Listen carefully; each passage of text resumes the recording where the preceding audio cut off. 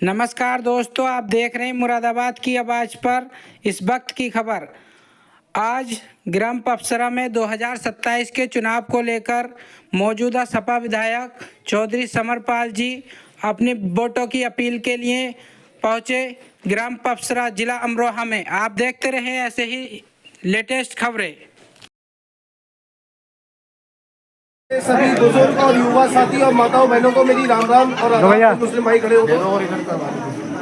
हालांकि चर्चा हमारी चल रही है पीडीए की हमारी चर्चा चल रही है और एक और हमारी पीडीए की चर्चा चल रही है। जैसे कि आपने बैनर होर्डिंग पे देखा होगा, हम पूरी विधानसभा में घूम रहे हैं। मैं अपनी बात शुरुआत करने से पहले डॉक्टर भीमराव अम्बेडकर जी को नमन करते हुए, स्वर्गीय चौधरी चरण सिंह जी को नमन करते हुए और अपने मिसाइल मैन अब्दुल कलाम जी को नमन करते हुए और स्वर्गीय नेता मुलायम सिंह जी को नमन करते हुए अपनी बात शुरू करूंगा।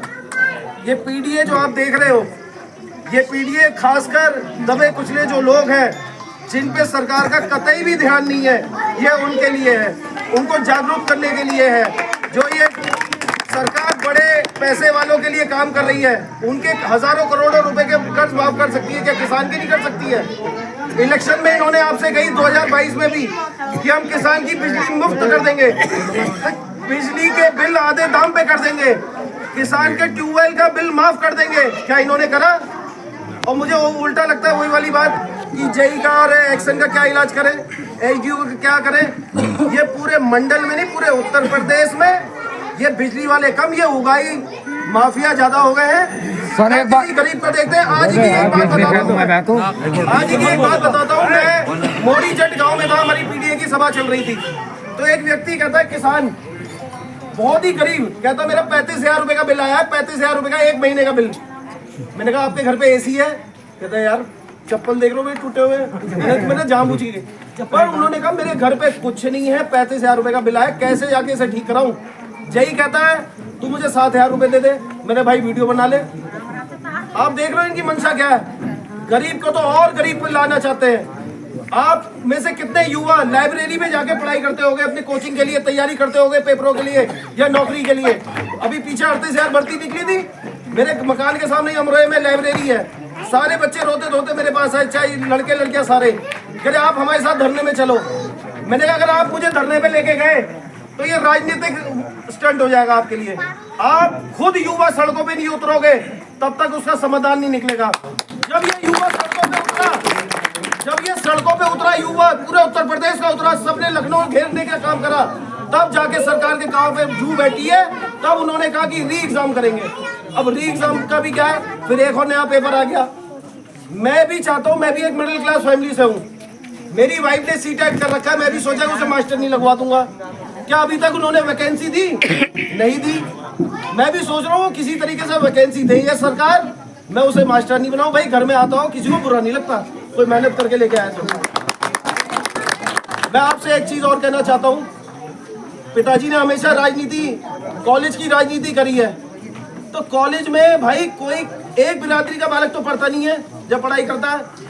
जैसे गुलदस्ता होता है ना, गुलदस्ता वो फूलों का, तो एक कॉलेज, एक समाज, सर्व समाज में सारी जातियां आती हैं।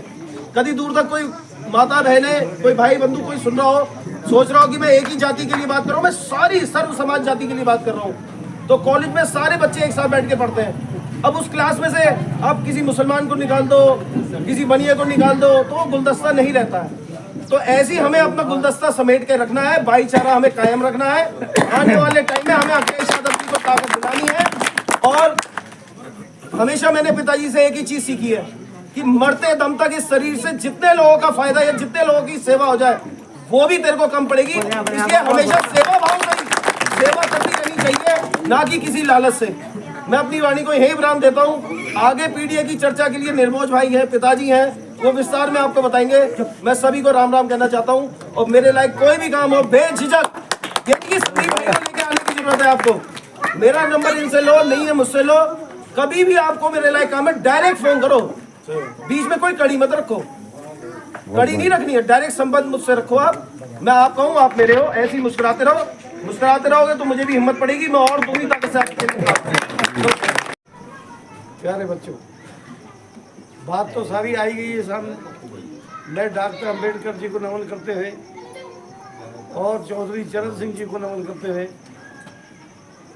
और हमारे पूर्व नेता पूर्व मुख्यमंत्री मुलायम सिंह जी को नमन करते हैं और डॉक्टर अब्दुल कलाम जी को नमन करते हैं और यहाँ के पूर्व सांसद पूर्व मंत्री चौधरी चंद्रपाल सिंह जी को नमन करते हुए अपनी बात शुरू करता हूँ।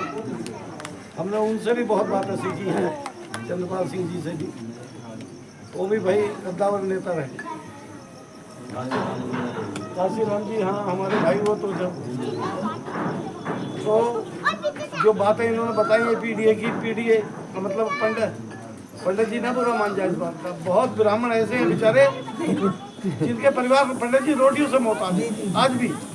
बहुत जाट ऐसे हैं, कश्यप, वाल्मीकि और पाल और तुम्हारे सैनी, ये की बात छोड़ो, बहुत ऊंची जातियों में बड़े गरीब लोग। सबका फिक्र करना सरकार की बात है, लेकिन सरकार के कान में जू नहीं रहेगी। अभी मिलों में फायदे से चलेंगे मिले और मिल वाले कह रहे हैं रेट बढ़ा दो, नहीं अगले बार गन्ना रकबा कम हो जाएगा, हम अपने लेबर को कर्मचारियों को तनख्वाह नहीं दे पाएंगे। और सरकार कहती है नहीं रेट नहीं बढ़ाना। पहली बार ऐसा हो रहा है जब मिल कह रहे रेट बढ़ा दो, हमें बढ़िया मजा आ रहा, गन्ने की रिकवरी अच्छी है, हमें फायदा हो रहा, लेकिन सरकार ने 1 रुपये नहीं बढ़ाया, 0 बैलेंस दिखा रहे। और मजदूर को क्या मजदूरी मिलती है, कितने दिन मजदूरी मिलती है? इसने नौकरियों का काम खत्म कर दिया, सब आदमी ठेकेदारी पे ला दिए। बिजली का तो जरा भैया हमारा कह रहा था बहुत ही बुरा हाल है। एक बल्ब संविधान पर बाबा साहब ने लिखा था हर घर में 1 बल्ब फ्री होना चाहिए बिजली का। उसके बच्चे पढ़ लें, उसकी रोटी बन जाए, उसका घर वाली खाना पका ले, 1 बल्ब और 1 पंखा फ्री होना चाहिए। आप देख लो क्या हालत। बड़े आदमी ऐसा आराम से रह रहे हैं, छोटे का जीवन बहुत दूर है। कितने आदमी कमा रहा है। अभी मैं ठेले वालों को मारते ना पुलिस वाले, मैं कहता हूँ शर्म कर, अजायब टूटेगा और इसकी हाय लग गई तो बच्चे भी दान हो जाएंगे। अबे 10-20 रुपए कमा के ले जाएगा, अपने बच्चों को खिलाकर बेचारा, उसको तो लट पे जाना है ठेले वाले। और आपने देखा मध्य प्रदेश में क्या हुआ, एक सिपाही के 500 करोड़ रुपए पकड़े। सिपाही, ट्रैफिक में सिपाही, आलीशान कोठियां दुबई में उसकी, फार्म हाउस इंग्लैंड में उसका, और ये कहते हैं सरकार हमारी बड़ी ईमानदार है। जब सिपाही पर 500 करोड़ पकड़े गए हैं तो मंत्री का क्या हाल होगा, परिवहन मंत्री का क्या हाल होगा? ना खाने दूंगा ना खा, अब खाने को छोटा कहा था ना, भाई गरीब तो मार ही दिया बेचारे, गरीब तो दफन ही हो गया। मैं ये कहना चाहता हूँ कोई हमारी बहन विधवा हो, कोई आदमी ऐसा हो जिसका प्लाट हो गांव में और छप्पर पड़ा हो, उसकी मैं पेंशन बनवाने की कोशिश करूँगा। छप्पर वाले का मकान बनवाने के टीन नहीं हो, छप्पर हो। किसी का टीन पड़ी हो तो भैया जिन मारा हो तो छप्पर ही जरूर। मैं तो दिन रात आपके काम पे लगा रहता हूँ। पूरे एरिया में, पूरे विधानसभा के अंदर कोई आदमी कह दे मैंने मेरे लड़के ने 1 भी रुपया की सजा लिया तो जो सजा दो वो तैयार है, इस्तीफा लिखवा लेना उसी दिन।